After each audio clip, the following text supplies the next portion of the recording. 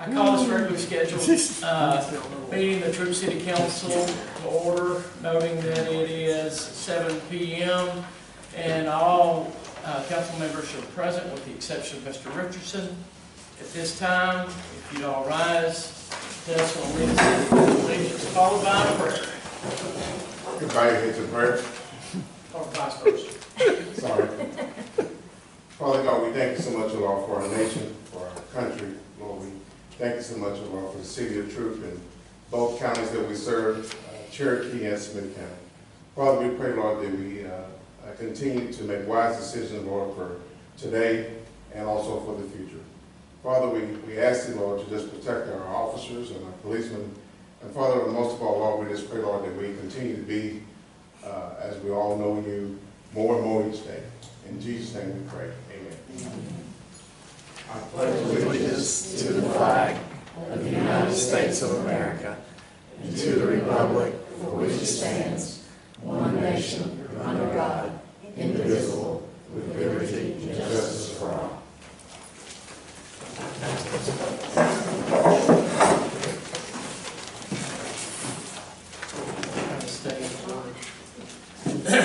At this time, we would consider approval of minutes from the regularly scheduled meeting of June 18th.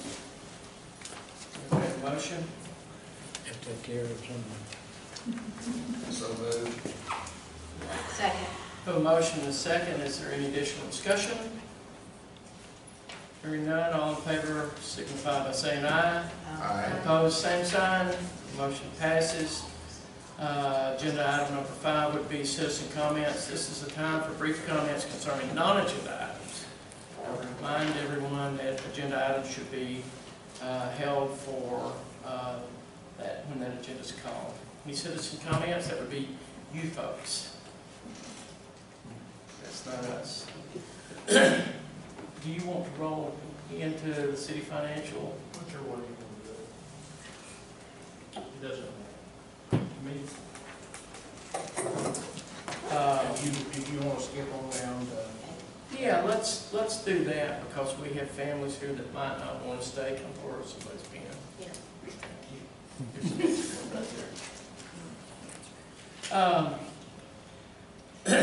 We're going to skip the city financials and city manager's written report, which are agenda items 6 and 7, and skip down to agenda item number 8, which is an update on the splash pad donations and recognition of the splash pad donation and naming of the splash pad. Suzanne, would you give us a report, please? Anyone doesn't know Suzanne Loudme, she's the number 2 boss of the city of Troup now. I'll say so. She still has Well, inside connections with the newspaper, so we don't cross her. As many of you are aware, we started a little project to spruce up our parks here in Troup through the Community Development Corporation. Back in January, I saw my first renderings that came to us from Heartland Parks and Recreation. We had three items on our list that we wanted to tackle. And of course, when we tried to tackle all 3 at once, it was a little bit difficult. That was more elephant than I could chew. So we kind of narrowed that down to one of those 3 items, and that became the splash pad that we wanted to put into effect here for our kids, for our families to enjoy. And it also helped that we had an anonymous donor step up and offer to sign a big check in the amount of $100,000 to kick this off. Okay, well that didn't make it hard to choose that project, did it? But immediately I was sent out to get money wherever I could get it, turn every stone. Didn't have to throw any stones, but quickly the community, businesses, families, children, that was the most exciting, took part and kicked this whole thing really into high gear. And I believe it was in April that the Community Development Corporation voted to donate $10,000 toward the project. And then a month later, there was a motion made and approved to, in addition to that $10,000, match $13,250 of the community's donations. Well, the community stepped up, and did they ever step up with the donations and the match from TCDC, and what the community, businesses, children at the elementary school, donations everywhere from 10 cents up to $10,000. At this point, there have been, now this does not include that 100,000, that big one that got us rolling. There have been $48,572.40 raised for our splash park. We were looking for 40. Troup stepped up, Troup knew what they wanted, and they put their backs to it, and now they're going to have what they want. They're going to have a splash park. We had just a few expenses. You know, we decided to do the brick deal, where you could, if you donated $120, $20 of that went to have a brick imprinted with your family name, or in memory of someone, or in honor of someone. And so we'll probably spend about $2,000 on those bricks, but that was a big kick to get people, because they wanted to honor their families, and they wanted to be remembered in such a special time. So that's worked out really well, and that still leaves us with a mere $45,958.45. So Excellent. there's your report. Thank you. Excellent. So along those lines, I'd like to thank Suzanne for putting so much effort toward making this a project that the whole community could be aware of. And I would at this time like to recognize Diane Lane and her babies. Everybody here, I guess, knows Diane. Diane stepped up and asked to remain anonymous until we felt like this project could be funded and actually done. Stepped up and agreed to commit $100,000 in the name of the Joe Lane Splash Pad. Joe Lane Family Splash Pad, which is part of, I guess, a trust that you guys have, or your family, however you're doing it. We were pretty excited, so much so that I have been accused of being like a cheap suit, that I fold real easily. I was told I couldn't say anything to anyone about it, so I think I did pretty well. My wife might have known. There may have been a few people. Obviously, the council knew, but no. Well,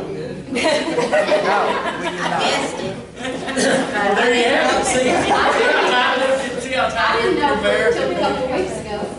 Okay, so with that being said, I just can't tell you, you know, on a personal level, Diane Lane has been almost like a sister to me.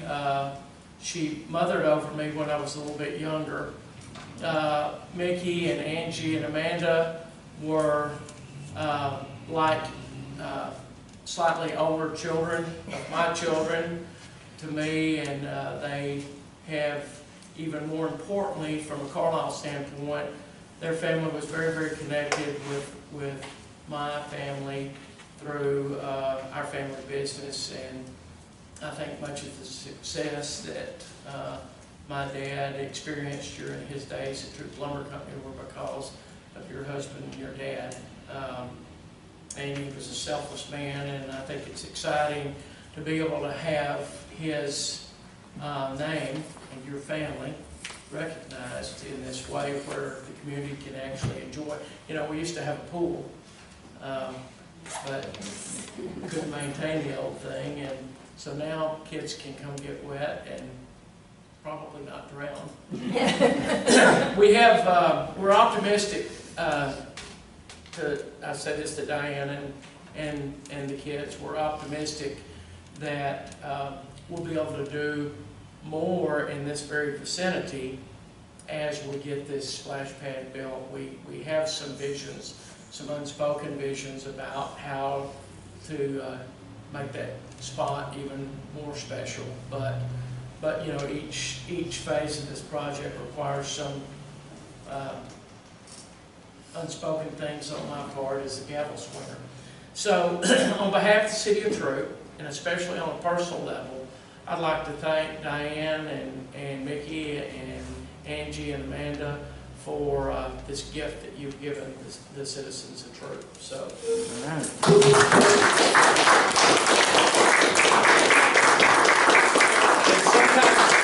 we get photographs Oh, yes. of these things at this time. So if you guys would pose for a photograph.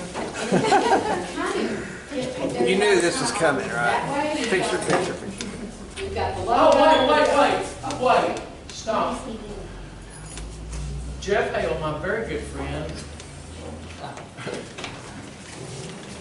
reminded me that this might be a wonderful opportunity for me to ask the Lanes to see if they have any comments. Which I know they all do, because I've known them so long. But if there are things that you'd like to say, we would love to hear. Jeff, thank you for. Well, they may not, but. My caregiver down there. So.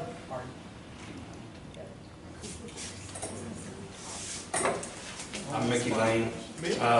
On behalf of... Why don't you stand in front of the camera so we... I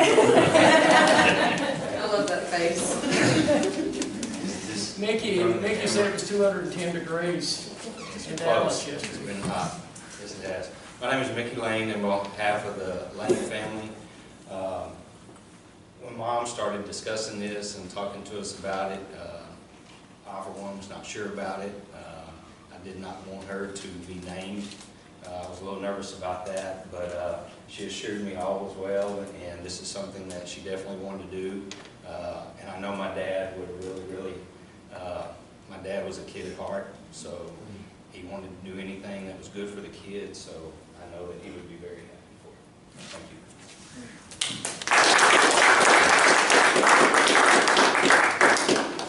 Diane?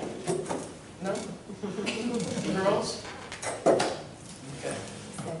Now, can we take a picture?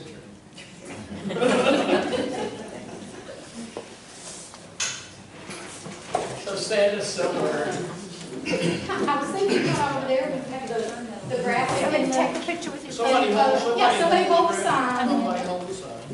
And then we can kind of have the graphic in there as well.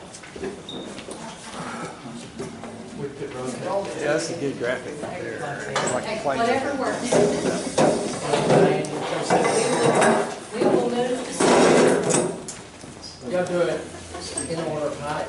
Yeah. There you go. That works Sit well. right there. and that'll be great. That man open sign. Is my stomach tucked in? I read in the face trying to hold my stomach in. Just saying it's a sunburn. Your stomach is making that sign. Oh, Nelson. Or once his shorts are appropriate. Well, Joe's ready for the splash pad. Got close. I'm in my mayor costume. Mayor. Mayor costume, yeah. Mayor of, what?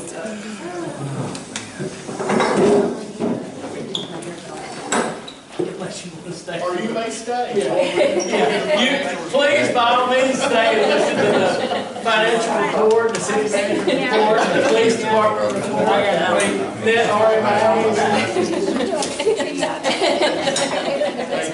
How are you? You know, it was your dad that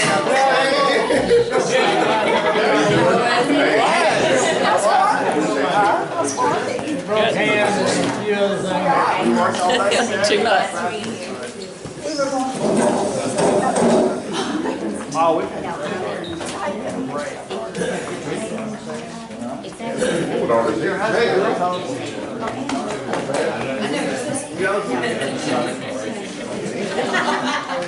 Tipping over. Yeah, that's, I wasn't expecting that.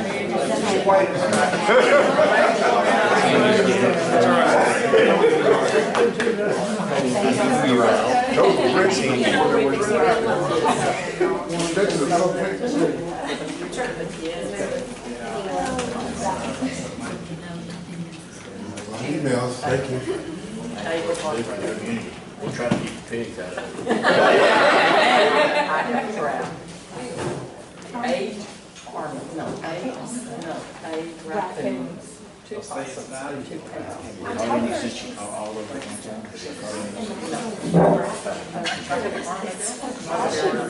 Her yard. Did you get one?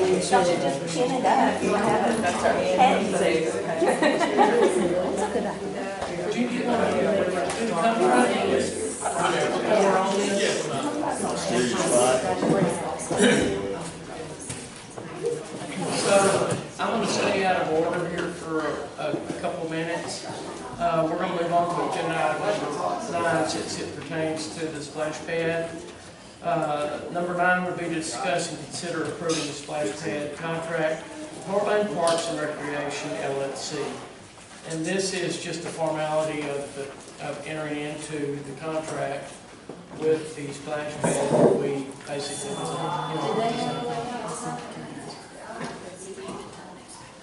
That is, and you should have been on, Gary should have quit early. well, that's basically. Okay. That's all, yeah, I got on there. I've had a number of people call and want to present a proposal. Other people? Yeah, and I said, you know, we've got this already done. Now, in case somebody wants an example of how to make a motion on this. That's perfect, I'll read straight from it. And this is the proposal that we have at this point. We have upgraded the surface of the splash pad from what it was to a prettier and heavier surface. And we've added, instead of touch controls for the water, at Suzanne's suggestion, we've added motion sensors. And actually, the cost was the same, and the maintenance cost on the motion sensors are actually less. And an interesting little sidebar to that was Suzanne, because she lives in White House, has seen and or heard people talk about small kids have a very hard time pushing that button. So it times itself out from time to time, and that way it can be turned back on. So this is what they estimate the total project cost to be. That doesn't include the utilities, water lines, or cables, or anything like that. And we've done a survey of the property, and you see the stakes out there. And we'll meet with these folks and find out which trees need to be trimmed or removed or whatever. We've already have moved the merry-go-round and the swing set. And previously the caboose. And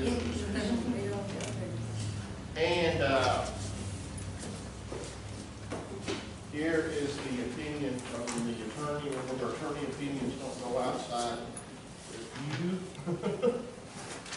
So those are privileged communications between. You talk about the, yes. Because of the way we went about this, the attorney talked to the vendor. We made sure everything was in compliance with Texas purchasing rules and regulations. So this is, Gene, basically this is the proper wording of the motion. That is. And the Mayor Pro Tem has found a typo, Okay, we'll fix the typo. or not really a typo, an omission. And she's, so if she's prepared to make the motion.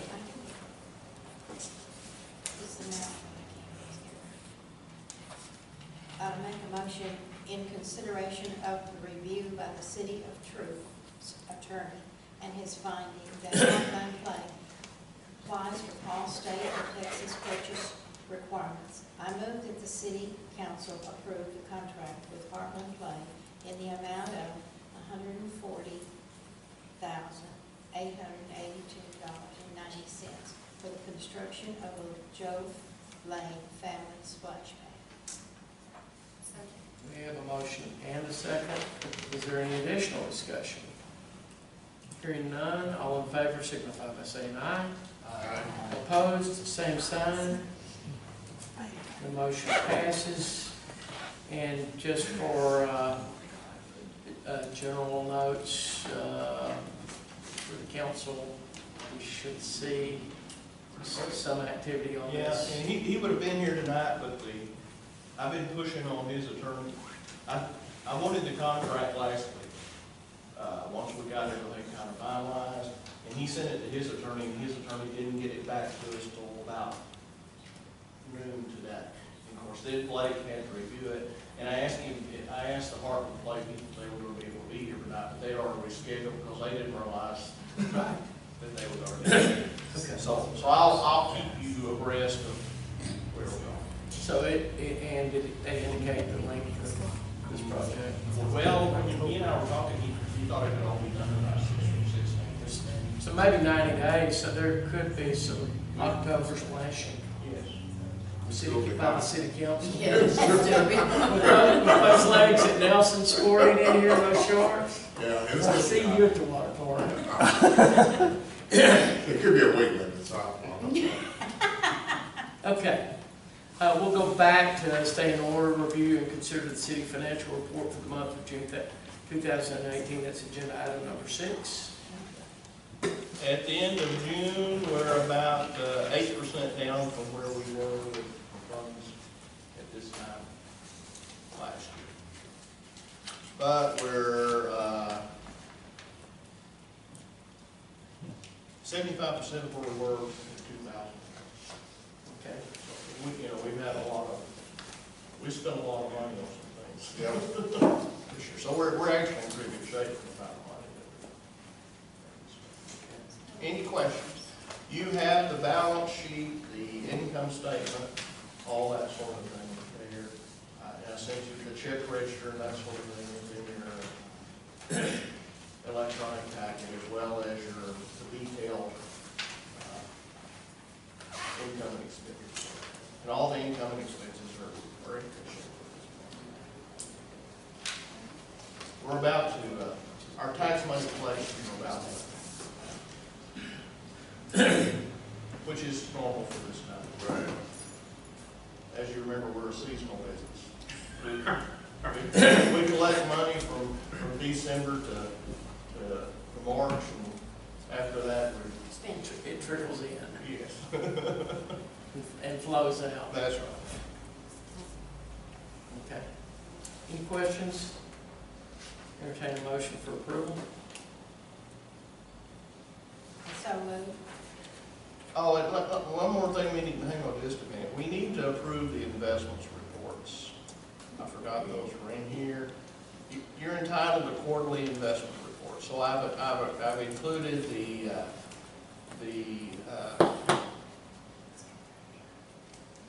June investment report and the April investment report. And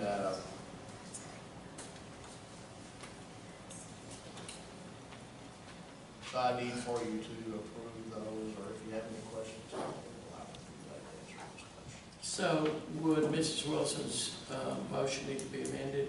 Yes, because we need to specifically approve these investments. And can we do them in one motion? Yes. Okay. So approve the financials and the investment. I move to approve, for us to approve the financial report for the month of June and the finance These investment reports. reports For April for 2 months. For April 30th and June 30th. Okay, April and June. A second motion. A motion and a second. Any additional discussion? Hearing none, all in favor signify by saying aye. Aye. Opposed, same sign. That motion passes. This time we'll move on to comments and questions from the city manager's written report. And this is normally where we Also do the police department. Yes, and you got yours. Since the chief is here, Go ahead and do yours. Otherwise, I'll forget yours. it's like me taking a picture before the lanes get to say thank you.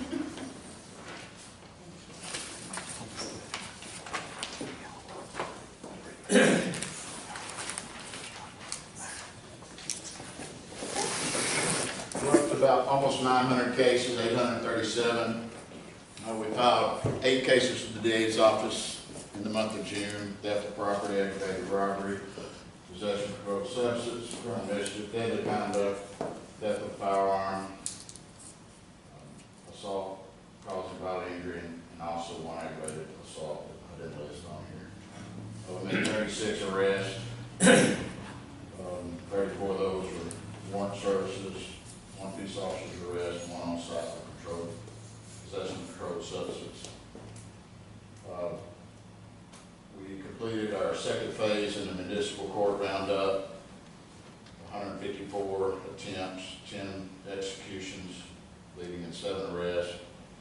For the month of June, that totals 336 warrants attempted, 85 were executed, and it led to 27 arrests. We've got 1 more phase to go, and basically the Sheriff's Office gave all our warrants back, so we're going through every single warrant we have, trying to actually go out. Normally, the police department doesn't go out searching for a Class C warrant, but to try to minimize the number of warrants in our system, we're trying to clean out as many as we can. Chief, was this a countywide, was the date of this countywide, or was it just a city? No, it's just us. It's just us. And again, you started that because you were trying to Basically, lean these things. Clean the slate as best we can, because we got this unexpected letter from the county saying they weren't going to house them anymore. And so we're having to house them, and we're having to confirm them, even at 2 o'clock in the morning. Patrol's going to have to come in and find the warrants. We're trying to get as many cleaned out as we possibly could. And we've cleaned out a lot, but we still have over 600. What do you mean they're not gonna house them? The paperwork itself, right? Yeah, when we first came on board with paying the $18,000 for dispatch, part of dispatch is confirming warrants, housing warrants. So originally, the county took our warrants, they entered our warrants, and they housed them there. So if Tyler PD stops one of our guys and runs him at 3 o'clock in the morning, if they're going to get a hit, they're going to contact Sheriff's Office at 3 in the morning. Sheriff's Office is going to pull the warrant, so they want to confirm it. Several years after that, the regime changed. After that, they didn't have the manpower to enter them anymore, so we started entering them. But they agreed to still house them and confirm them because our city court's not open 24 hours. And then a couple of months ago, we got the letter that they wouldn't be housing them anymore or confirming them, so we're having to kind of move things around. And that basically means if the patrolman's busy, if he's at the jail, if he's on call, and somebody stops one of our warrants, we can't go to the office and confirm it, they're just going to have to go. We'll see another day. Officer Nathan Brown, fixing it his 5-year. We've had a corporal spot, we hadn't filled it for about a year or 2, maybe longer than that. We promoted him to corporal. He's things he already does. He's a fleet manager, evidence technician, he's a field training officer, and we've been cross-training in investigations. We got our new watch guard body cams, which are state-of-the-art. Our others were, Gene tell you, I was going in there, oh, I mean, they were falling apart.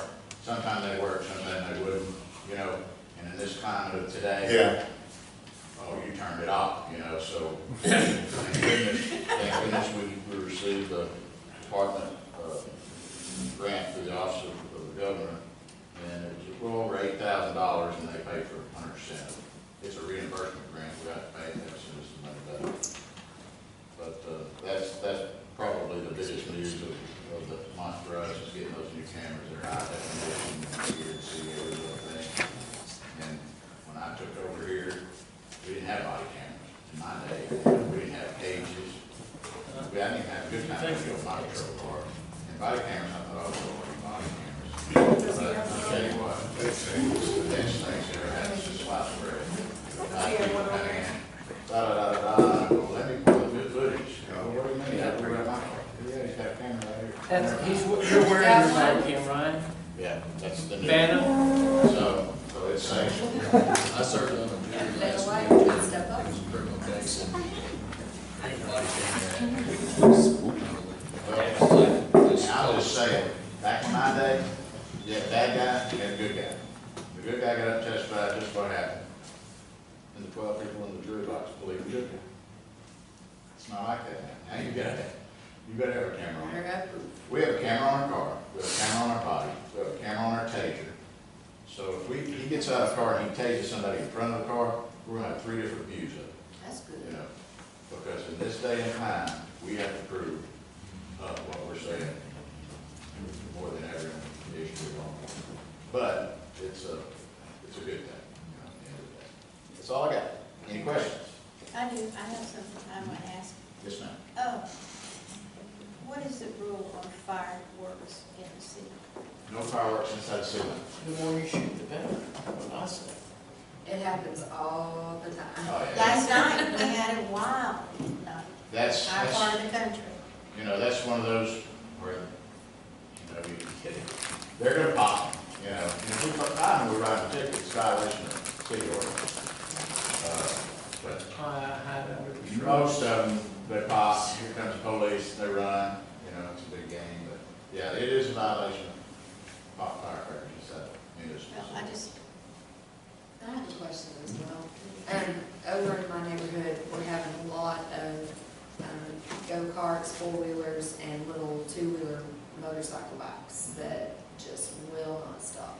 That is a violation also, and we have contacted some of these kids. Yeah. You know, and that's one of those situations where at some point, and I'm a sophomore, you know, I don't want to let that kid's four-wheeler after the third time. Yeah. And, you know, we track down the parents and say, look, we're gonna write you a ticket because the kid's not old enough, or whatever the case may be. That's a situation, but if you see them, just call us, because we, you know, it's kind of like the one strike, 2 strike, 3 strikes, you're out. We're impounding the thing, we're gonna write you a ticket, because we tried and tried and So tried. you're not gonna separate the children from the parents? We're not a border town. Yeah, we won't do that. Now, I guess we would. They're citizens. We take them to jail, they're separated. If it's a farm vehicle with a farm thing, it's farm related. I thought so. You can drive your golf cart, you can catch golf clubs on it, you're going to and from golf. You can't drive a golf cart, go to the grocery. Grocery shop. You can't drive There's a different- tractor. There's different exemptions in there. You can drive a tractor. Anytime. Any other questions? Thanks, Yeah, Chief. one other question. Was there anything special going on Saturday? It looked like, I mean, we had a lot of, you had 2 officers working, stopping a lot of traffic. I got a warning ticket, but that, Well, what are you laughing? well, first of all, let me say, my officers were very busy, executing these warrants on, you can tell how many we had. Right. But, and we do not have a quote on citations. I mean, that's the first part. But when the chief sees we only wrote 6 citations for the entire month of June, that just doesn't really. Now, like I said, the reason we only wrote 6 citations for the entire month of June, hard copies, what we call hard copies, real tickets, not county, is because we had all these officers out doing this stuff. We're going to Henderson, we're going to Jacksonville, we're going all over, Right. you know, teams of officers. But at the end, that's just the lowest number we've probably ever had in the history since I've been here in 2006. So I just mentioned, wow, you know, our citizens are doing really good, or Better drivers, I guess. City councilman got a tail light on his Yeah. cattle trailer. yeah, Well, I heard I that. just want to tell you how much I appreciate you not being afraid to make an example out of one of the council members. Thank you. I just hope you've got him on dash cam. oh, Yeah, well, I'll tell you, I'll close with this. It's probably 2007, 8, Witzel was the mayor. And the first time they stopped him, they said, hey, your registration's out. They come to me and say, hey, I stopped the mayor, his registration down, I told him, I said, did you write him a citation or one? No. Well, number one, that's a violation of racial profile. We have to write, everybody we stop, we have to write something to follow racial profile, for the federal government comes flying in with it like that. Second time they stopped him, they wrote him a warning. Hey chief, I just wrote him. I mean, I get those calls. Just wrote him a warning. It might have been him. Third time I get the call, hey, I'm out here on the mayor, he's still, his registration still not valid. And I said, right, his hiney. And he went and fixed, did everything he needed to do. But I can't tell you how long I used that ticket beside my desk. People come in, and anybody that gets a ticket can come to my office and view the, I don't do this, we'll see you in court. Come on in, we'll watch the video together, you know, and if I watch the video and I feel like there's not enough evidence there, I'll dismiss it. I have that right to do it. But normally, you know, it's a valid stop. They come in, but I let them in. And I can't tell you how many times I've heard, I bet you wouldn't write the mayor ticket. Boy, I reached through that.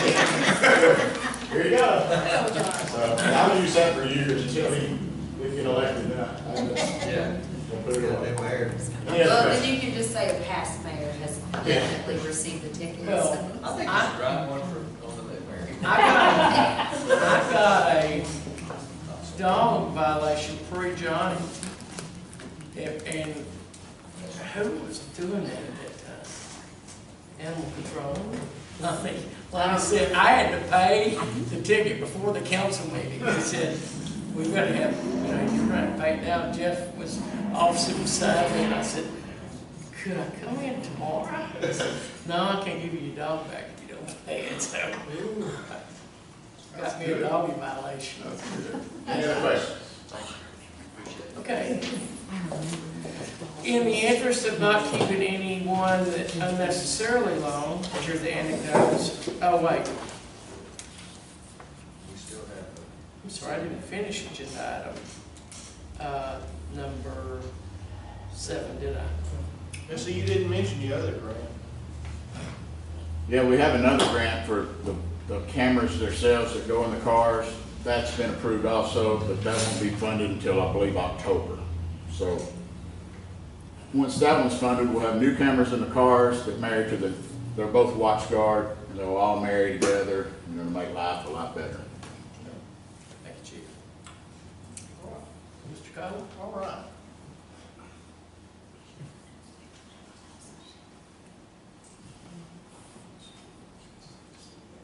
Okay, at the end of, somehow I didn't get mine, oh, there it is. Keep reading online. At the end of June, we're at 75% of the budget year. July sales tax payment of $32,000 is about 12% larger than last year's payment. It's the third consecutive month the sales tax payments exceeded the 2017 payment, following 7 consecutive months where receipts were less than previous. Water and sewer revenues are within budget expectations. The June water and sewer billings were the largest in Troup's history for June, and the most since August of 2016. Of course, since we haven't had a we haven't had a big rate increase, that's because of a lot more usage. The lack of rain is the primary reason for water usage. It's dry water usage. It's also when W and water get fussed at because folks swear they do more water than they did before. Property tax collections in June were twice as much as they were in June of 2017, and that's just because of the way tax revenues have come in. Now this month is a lot less than it was in July of last year. The city's principal interest payment of almost $99,000 on the 2013 refunding bonds will be made before the due date of August 1st, as soon as Buffy gets the bill from the Southside Bank. And the principal balance following the principal payment of $80,000 will be advanced $78,000.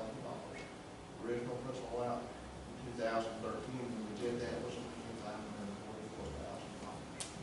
Balance in interest and sinking fund account, which repays the bonds, was $118,000 on July 18th, 2018, when I wrote this. So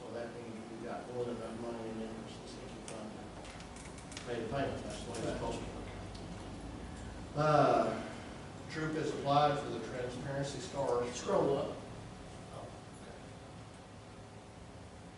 Troup has applied for the transparency stars for debts and pensions from the Texas Controller's Office.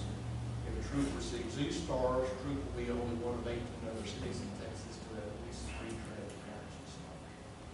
And most of those cities are, if you average their population, they average out about 150 or 60,000. The application process has begun for the 2018 Downtown Revitalization Grant Program.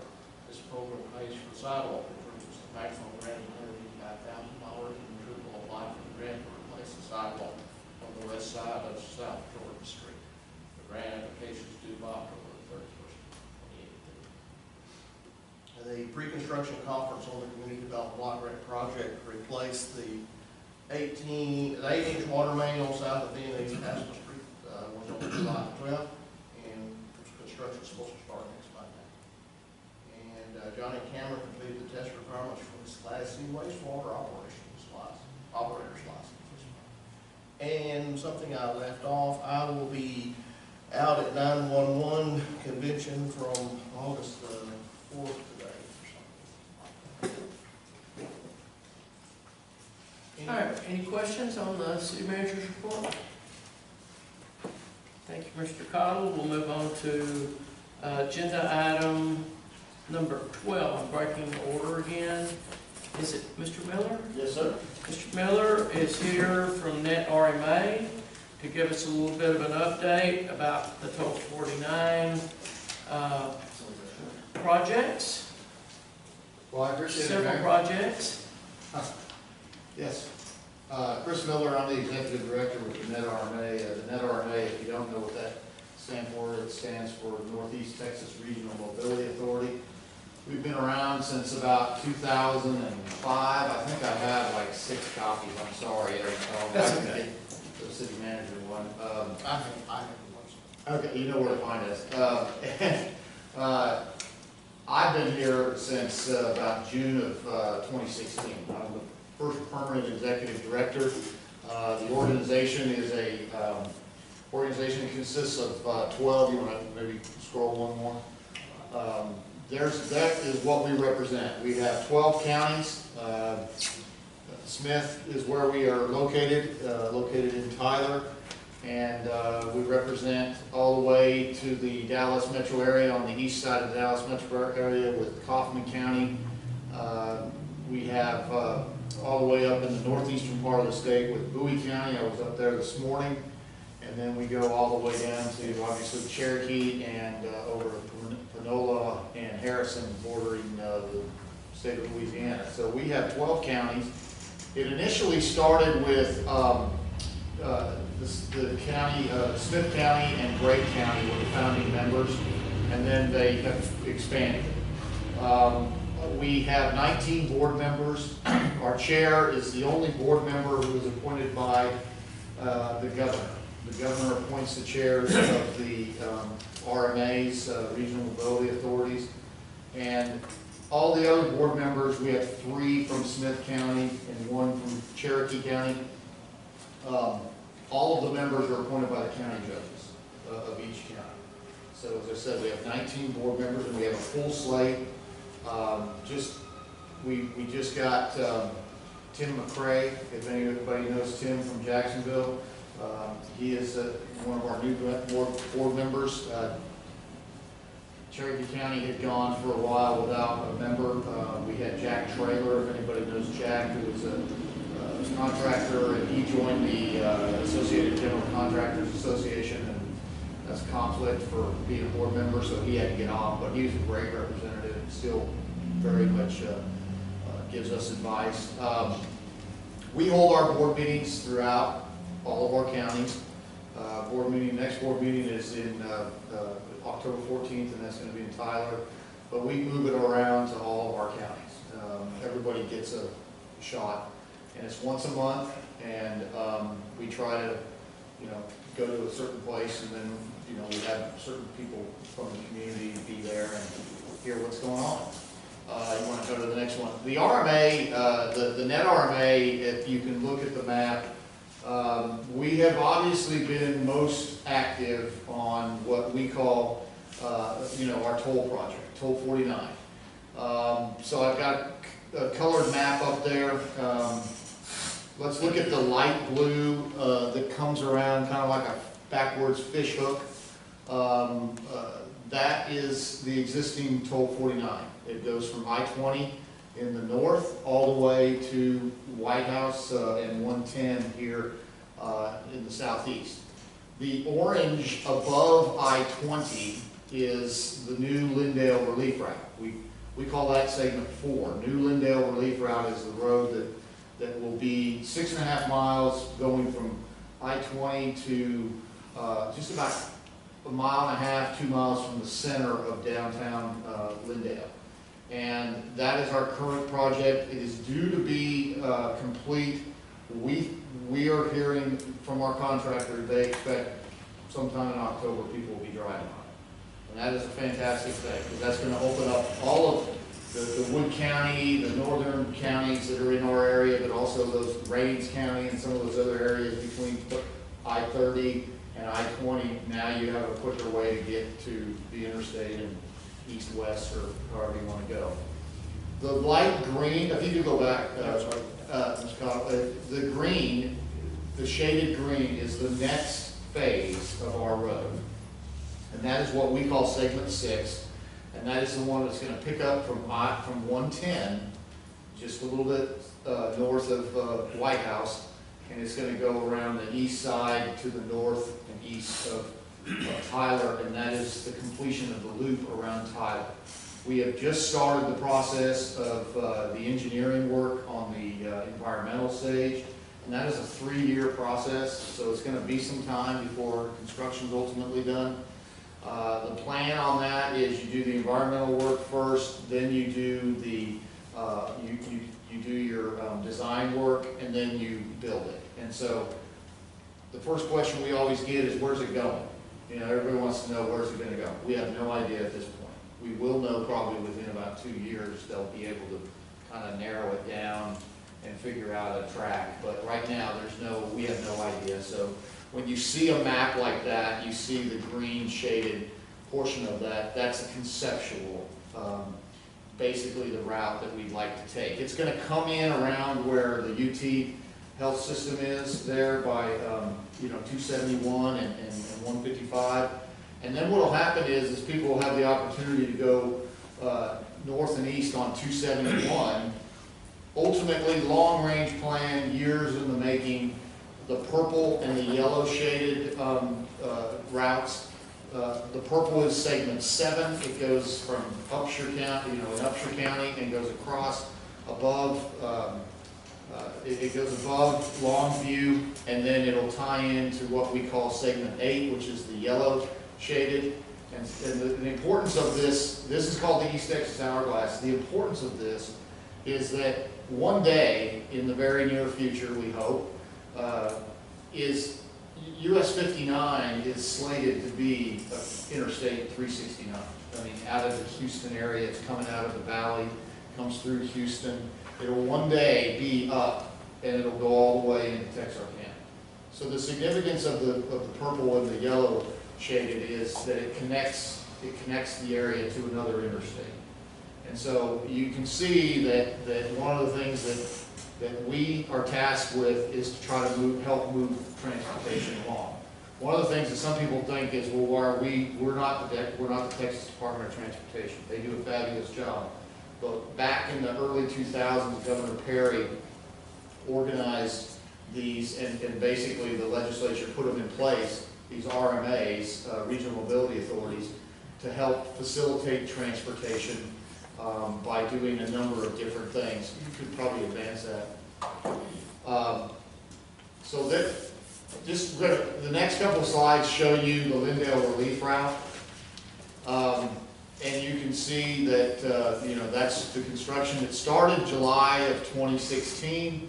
The early 2019 is what we have on the books is when it's going to be done, but we've been told by our contractor it's going to finish this year.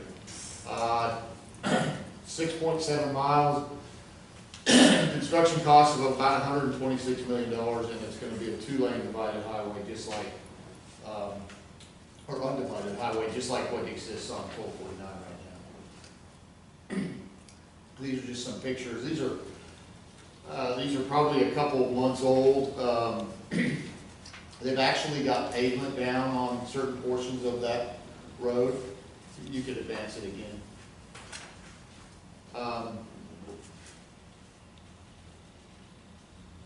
Yeah.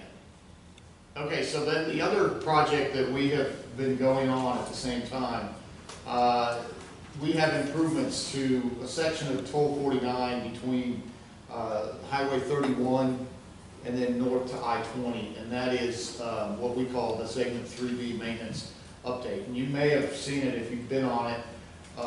Every section of 1249, every segment, there's actually 5 segments of 1249 right now. For whatever reason they did it, where 4 is after 5. I have no idea, that wasn't my choice. But every portion of the existing road has a passing lane, which I think was one of the most important things we put in with this latest project. We also have what we call rumble strips and reflectors down the center line. You have a very definite median. We had felt that there was a concern that a lot of drivers had, that they were just not feeling safe, and so we had put those things in. We widened the road in certain segments by another 4 feet, so you could accommodate a wider median. So there's a real defined 4 foot of you're in an area where you don't need to be. And so that's one of the things that is very important there. Yes, sir? One of the things I noticed when they redid it, when you get on 49 from 110, and you get on that inside lane, of course, that is a dump out lane, an exit lane, but the signage is way late in that lane. Oh, it is? Okay. Yes. Okay. So when you get on there with your travel trailer and start through there, you know, it's only like 200 or 300 feet where it says the lane runs out. So suddenly you're... You know what, I'll talk to my maintenance director. Yeah, no, if they could move that signage further back. Okay. That's a good point. Yeah. That's a good point. Sorry to interrupt. No, that's no problem. So generally, along that subject, does that fall on TxDOT?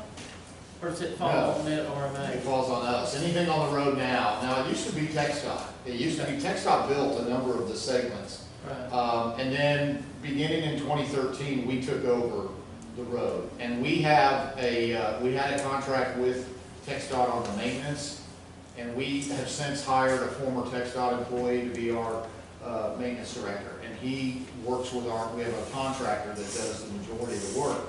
But he's up and down that road, and we have a visible presence on there. And I think that's been one of the godsends, is that we got somebody that they get up every day and they drive that road, and they check out what's the problem, and and they can see those kind of things that Todd was talking about, and we can get those things rectified. So that's one thing I think you see, that the road looks a lot better, and it drives a lot better than maybe earlier.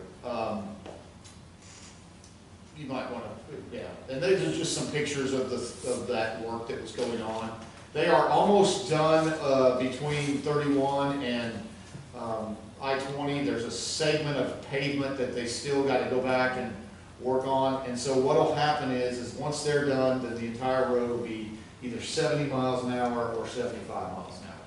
So you'll be able to travel, which we really heard a lot about that you're 60 miles an hour, and these guys were working in a sporadic location, and we ended up having to really work hard with them. So I see with your agenda tonight, you have a lot of contractor discussions on there. Keep on. But those are just some pictures of the road, and I don't know what's next. Is there? Yeah. So that just shows you that kind of gives you a schematic and a timeline, if you will, for the segment 6 and 7, which we're actively planning right now. These are projects that are long-term in the making. And you're looking at segment 6, the green shaded one, is 13.5 miles. And right now the numbers are actually higher than the 200,000. They're at about $250 million to do that project. And segment 7 is about 12 miles. So you can see these things take a while, and we'll keep working on it. You want to, if you go to the next one, that just gives you an idea of the total 49 transaction numbers. June daily average is about just a little over 33,000 daily transactions. That doesn't sound like a lot, you know, when you drive in Dallas, or you drive in Austin or Houston, the amount of volume. But that's a pretty significant amount of numbers of people traveling that. And so, And I guess the more it connects, the more it gets used. yes. I mean, that's the, I know that, you know, when you talk to people in Cherokee County, because I go do this, where I meet with the cities, or I meet with the counties, and when I talk to them, you know, you'd be amazed at the amount of people that just, I get on that, and just, that way I don't have to go through downtown Tyler. I mean, I know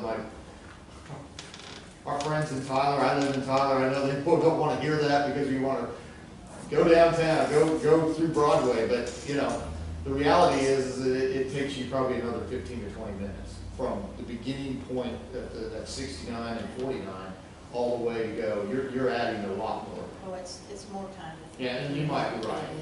And so the people that, you know, if you want to go to Dallas, we've heard people that'll say they're going to, you know, from Jacksonville or like Bullard, they'll get up on toll 49 and they'll go to 20 and they'll go east because you can't get around portions of it. So we think that one day, the vision, the people that were involved in it, Jeff Austin, who's a Texas Transportation Commissioner, was a former chair of this organization, and a number of other people that are in the area, that it's a great vision, and I'm proud to be a part of it.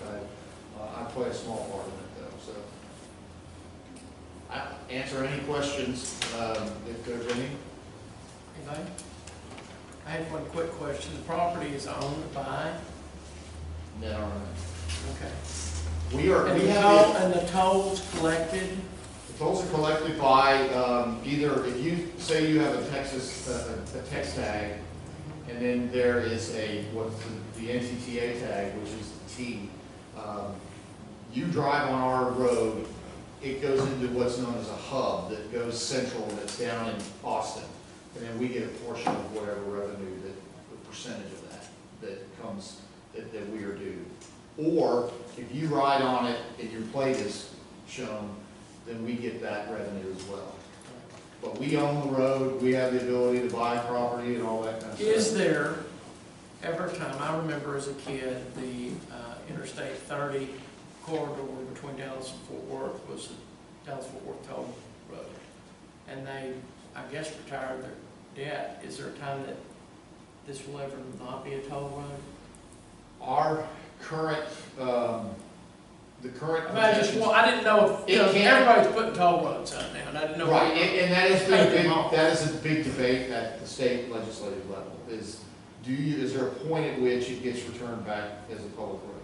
And that conceivably could. I know, unfortunately for us, with the road that's gonna go above Lindale, that bond, that debt isn't paid off until 2044. So, that, maybe one day it can be taken off, but. It's a catch question. Right. But that's something though that actually, Mayor, that has been asked a lot. I do have a little question. A lot of times when I go through, I have the text tag for all toll roads in Texas, and there's been probably 3 or 4 where it just won't read my scanner, and so then I end up getting a bill in the mail. Right. Those are misreads that happen. The other thing that happened with text tag that's unfortunate is, and I think that they wrote like over $2 billion worth of tags off. I mean the amounts off, because they were duplicating. Right. And there was a time when we get the call, and if you ever have that happen, or if you know of anybody that has that happen, come call our offices. We have a connection with our collecting group, and we just call, and then they look at it and they go, yep, that was a misread. So we could contact y'all. You definitely contact our office, and we will always be able to help you. All right, Chris, Thank you all. thank you. Appreciate it. That was great information. It's maybe a little overwhelming, but we thank you and hope you, Appreciate it. safe trip home. Anytime you have a question, give us a call. Okay. Thanks. Thank you. Agenda item number 10, discuss and consider approving resolution number 201-80723-01, which is a hazard mitigation action plan. This is just a formality, It's an every year, right? no, every like 5 or 10 years. Of course, you and I went to that meeting. So they finally formulated a plan and the county's approved it, and it's been sent to every city to approve. And if we approve it, we just become a part of this Smith County. So I recommend the approval of this resolution. Okay, so we have a And motion. there's a copy of in your PDF, the electronic packet, there's a copy of the And 427. did it need to be read, or can we just read it by number? You can do it now. Okay, I make a motion that we approve the resolution number 2018-0723-01, the hazard mitigation action plan. Second. a motion and a second. Is there any additional discussion? Hearing none, all in favor signify by saying aye. Aye. Opposed, same sign. That motion passes.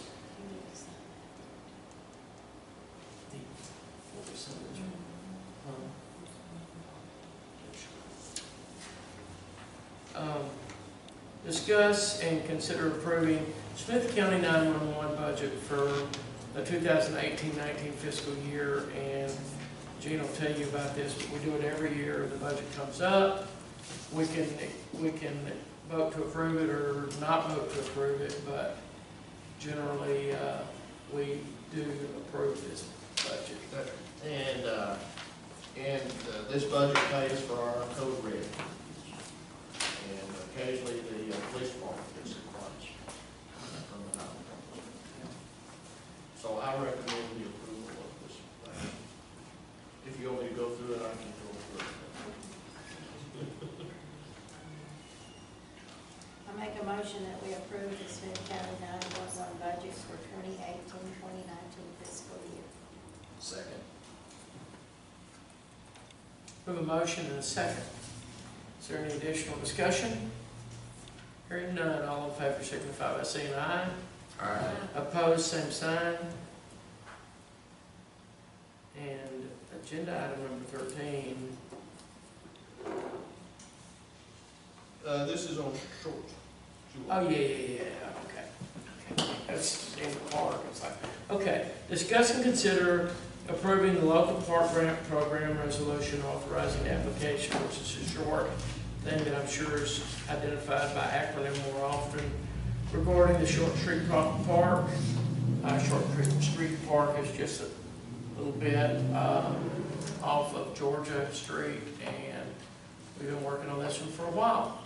Yeah, and this grant is due by October the 1st, and I have to have council approval before I can apply for it.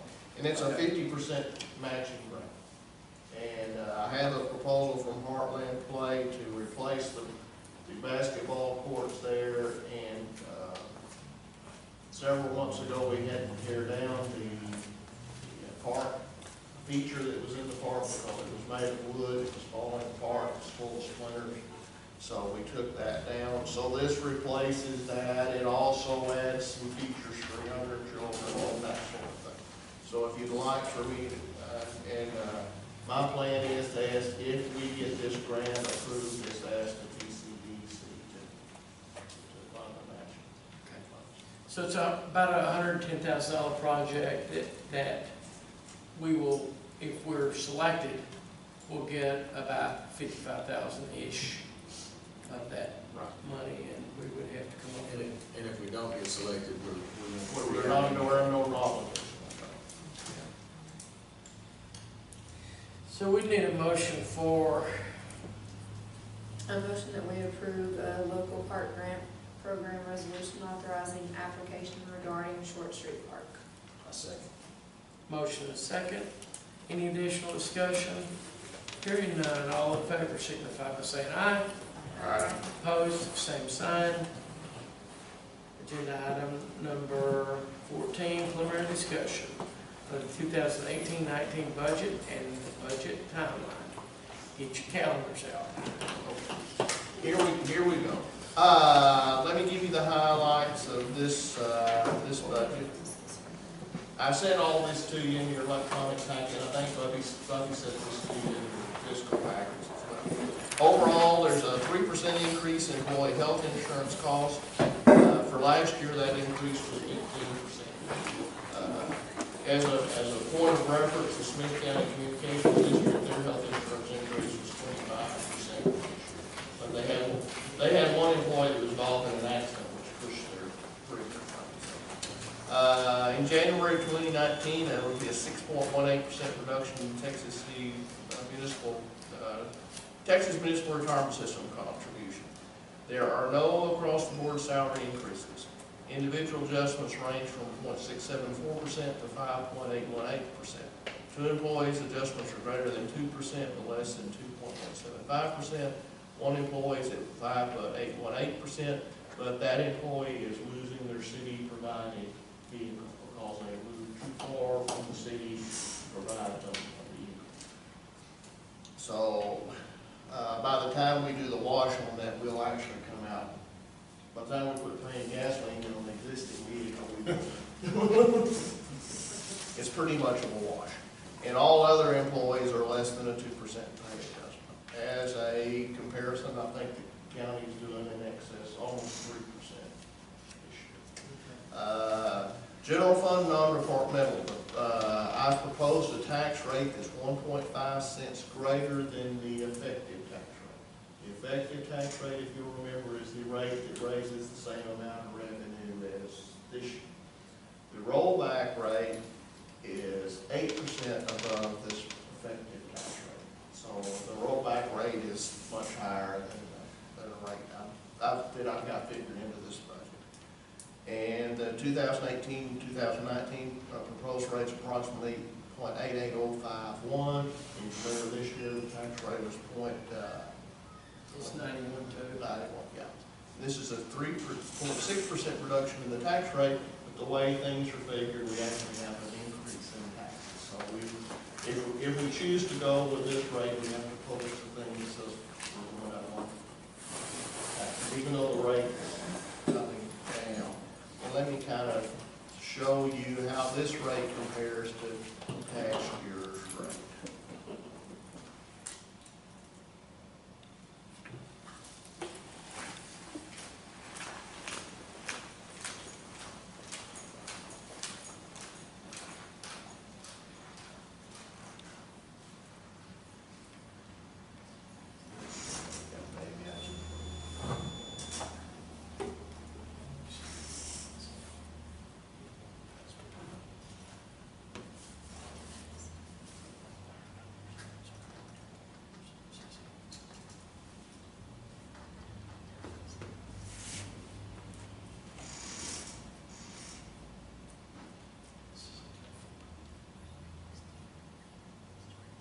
Okay, I'm sorry. I had prepared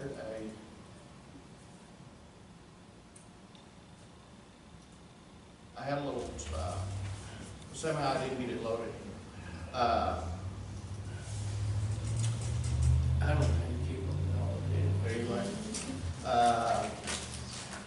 in this year's budget, I've lowered the sales tax revenues by $4,000. We're using $51,000 in general fund reserves, $25,000 for substandard demolitions. Those are the houses that we're going to tear down. $25,000 for street repairs by the county interlocal. Remember, we signed that interlocal with the county to do some streets. So I'm going to pull $25,000 to help defray some of that cost, and $1,000 of that is just out of the general fund.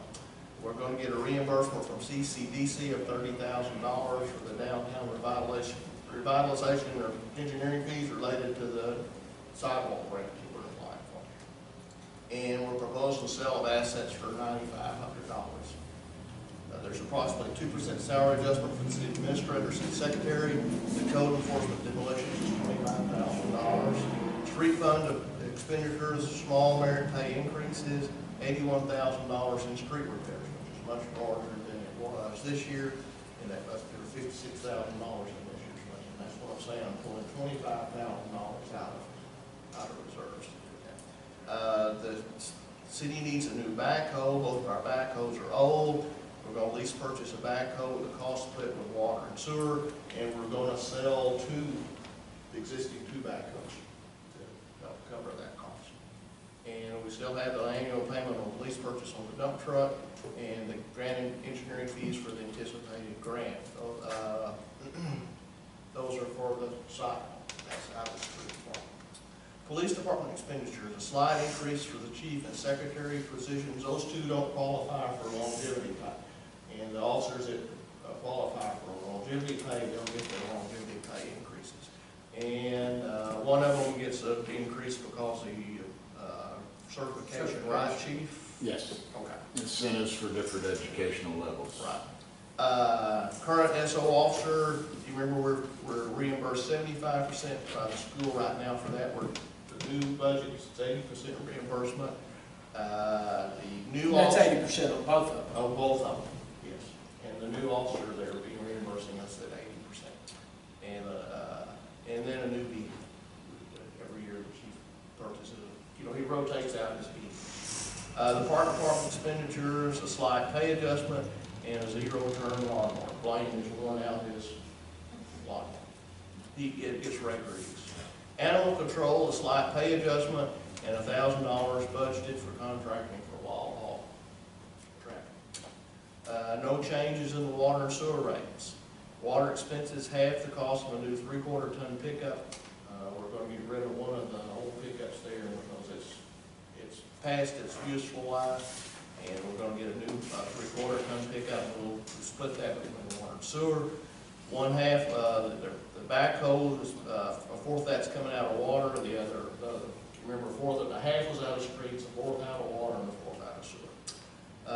The dump truck comes out of water as well. There's a slight adjustment in employee pay.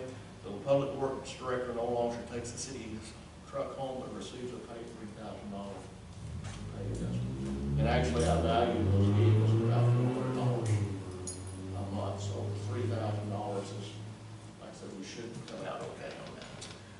On sewer, due to revised salary allocations, there's a significant drop in employee expense. We moved one of the employees out of sewer into another department, so we got a $25,000 drop in sewer employee cost. A slight adjustment in individual salaries. We're taking that $25,000 we're not spending on that employee in that department, and we're putting it in inflow and infiltration repairs. That's the water when it rains, it runs into the sewer plant. It's not supposed to be running into the sewer plant. And then we're splitting the 3/4 ton backhoe, pick up the backhoe, the mini excavator, and the dump truck.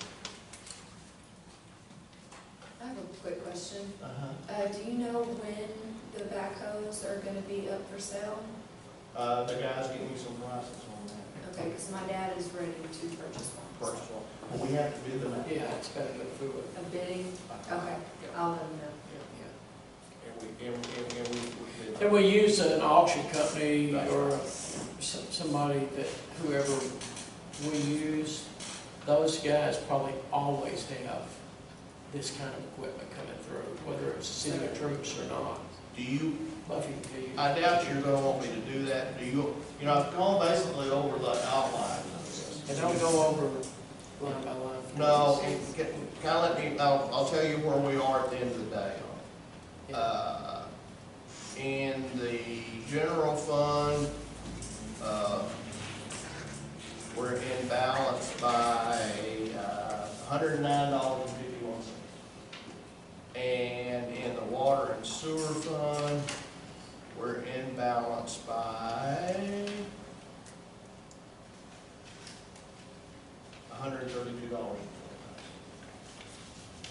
You were pretty sloppy on both of those. Yeah, no, yeah. So anyway, Gene, where did you have that repair that was done by Dairy Queen? Well, where did that, it's been something you don't never plan for. yeah, when we come down to the end of the year, I'll see where we are. Okay. If we have money left, you know, we always have some money in Right. our contingency funds. And I'll see, if in the last month of the year, I'll determine whether we need to pull some money out of reserve to pay for that, or whether we can transfer some money. And often we'll have some of the money for that kind of. Right. That's right, yeah. Because right now, I think I'm sitting with like $24,000 or $25,000 in contingencies.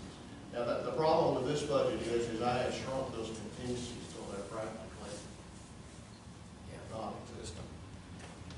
Now, the question I need to ask you are you, see, at that tax rate, the current budget was $572,000 in tax revenues. The actual year-to-date estimate is about the projected year is about $567,000. And with that new rate, I project about $589,000. Are you comfortable with that rate? You know, you need to tell me what you want me to do. And that's sales tax. No, that's property. That's property tax. I've actually reduced the sales tax, Okay. because it was $371 last year, and it's $367 this year. Okay.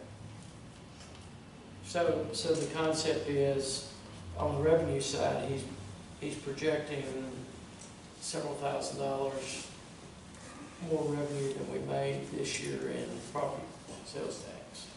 More or less? More. Less. Oh, you're projecting less. 4,000 less in sales tax. No, I'm sorry, I meant to say property tax. Yeah, if you raise the property tax rate by $0.015, which is the 88 cents that we were talking about, which is above the effective rate, the anticipated effective rate, because I don't know what the effective rate is, because I'm playing with. Until they get you. Yes. I have Cherokee County's final numbers. Cherokee County's final numbers were within $20,000 what my numbers were that I plugged this in with. But there's two things I don't know. I don't know Smith County number, which is the bigger number, and I don't know the value of the new property, because new property does not enter into the effective tax rate selection. So I'm comfortable on an individual level with your projection.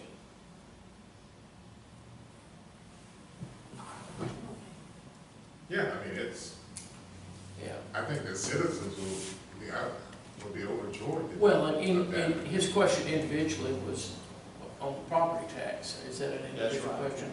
Individually, on that individual line item, I like the way you arrived at your math, so I'm comfortable with it. And I think last year, you showed us those charts and graphs, which is what I pulled out, that was really useful, that where we were as a small town city versus where everybody else were. And that's. Well, of course, our problem in Troup is we still have very low property tax. Right. Compared to every place else in the county. Yeah. But when you pull those out, that's a. In places that have lower rates than we do, because their valuations are so much higher than their average homeowner. Average homeowner is actually paying, Substantially more per door. Right. the most expensive city to live in Smith County is Bullard. By the time you add their school tax rate, city tax rate, and all that, and then the back, of course, the value of the average home in Bullard's about 3 times what the value of that home is. I use that for many people who say something. So. Well, you know, if our valuations were what Bullard's are, our tax rate would be a third of what it'd be 30 cents instead of 90 cents. Okay. Anything else in wrapping those numbers up? Yeah, and you have copies of the budget with all those items on there. If you have any questions, so unless you're uncomfortable with that, well, that's kind of where I'll proceed. And when I get, 2 days from now, I'm supposed to have the final numbers from Smith County, so I'll be able to tell you that. And because this is preliminary discussion, we're not voting on No.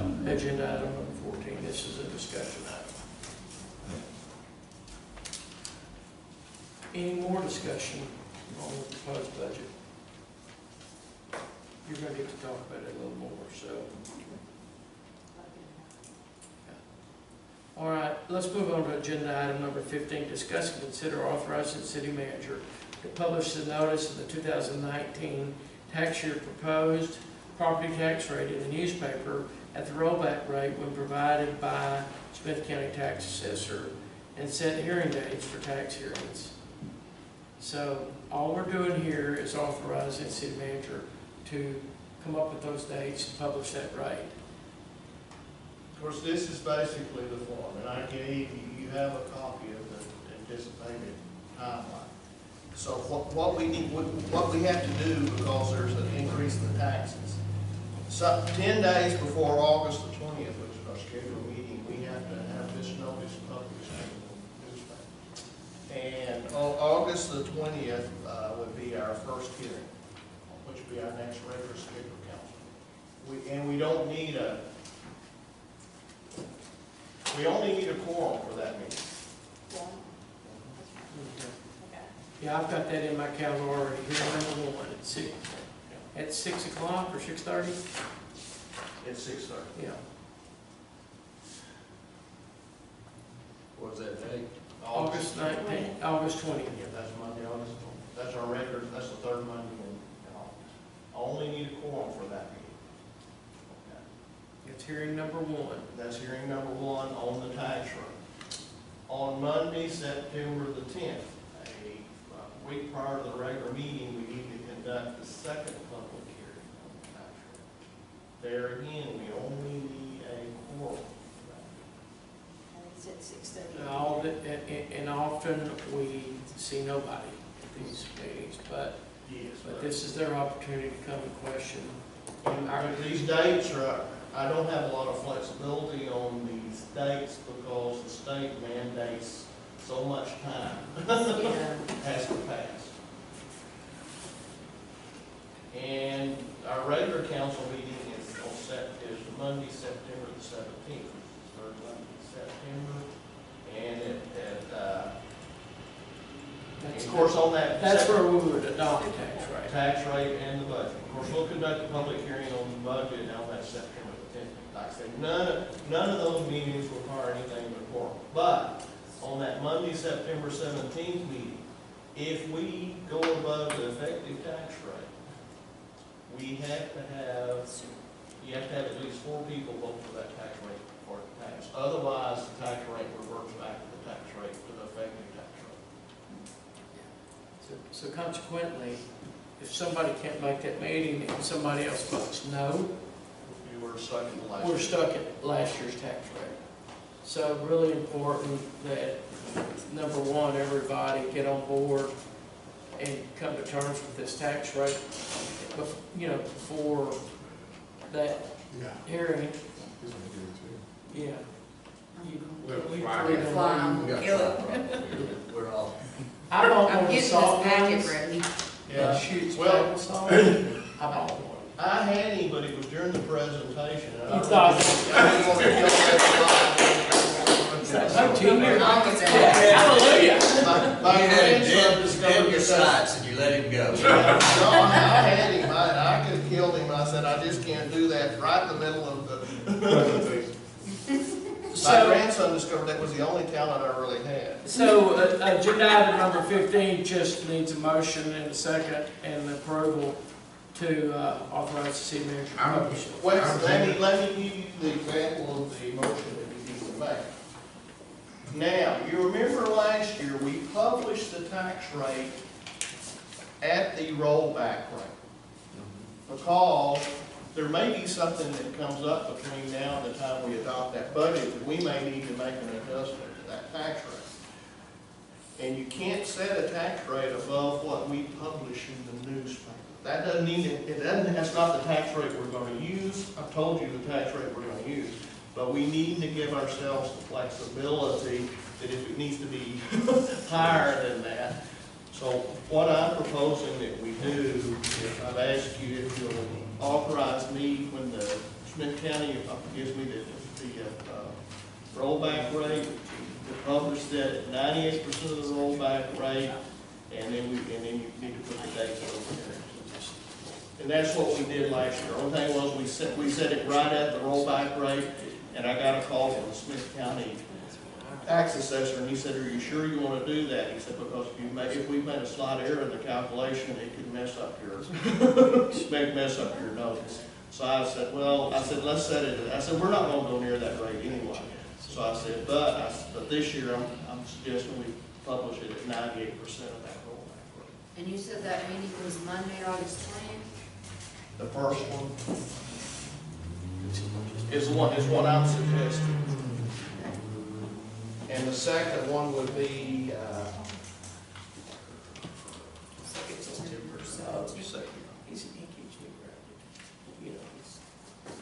Okay, so we would want to go ahead and make, someone to make the motion in the approximate order, and Carol's proofreading it as we speak. The dates that we would fill in here would be August 20th. and it's September 10th. If everybody's can live with it. Yeah. And these are, And I tried to minimize the number of times you have to show up. Like I said, all we need is a quorum. We just need enough people to meet and, Meet and greet. yeah. okay. Someone I'll do it. I move that the city